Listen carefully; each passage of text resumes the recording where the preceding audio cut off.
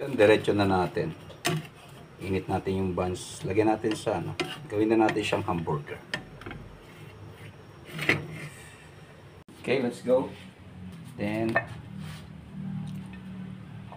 lagyan natin yung mayonnaise.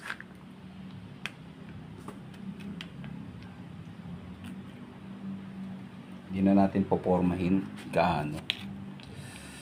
Titikman lang natin. Saka na yung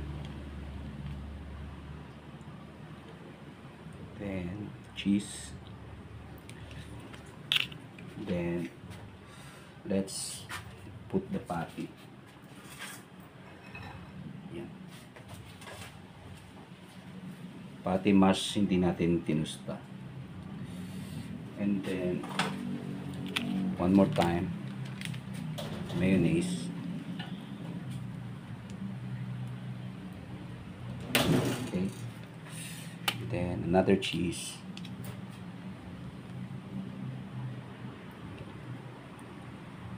Medyo mamahaling burger nga lang to. Then of course tomatoes. Tingnan natin. And then hindi ako bumili ng lettuce, mahal ang lettuce, super mahal. Yan. And then onions and then pipino. Let's see kung anong kalalabasan. Ito more mayonnaise.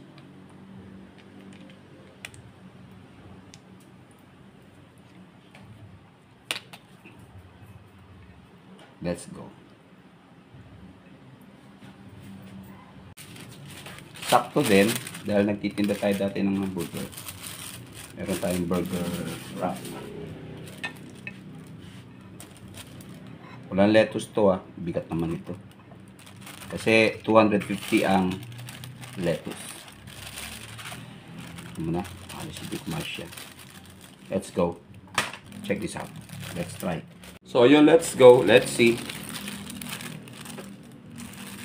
Super bigat. Walang lettuce again. But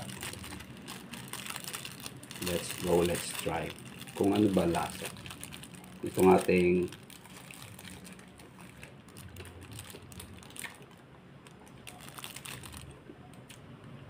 super. Masarap. Siyempre, magluto. Anyway, purpose nito, kung gusto nyo mag-negosyo ng hamburger. Kung mas mura-mura, mas maliit na patties, mas konting ingredients. But anyway, this is how simple gumawa ng inyong recipe ng hamburger. This is solid craft. Super sarap. Yun lang po. Sana may natutunan tayo. Bye-bye. God bless us all.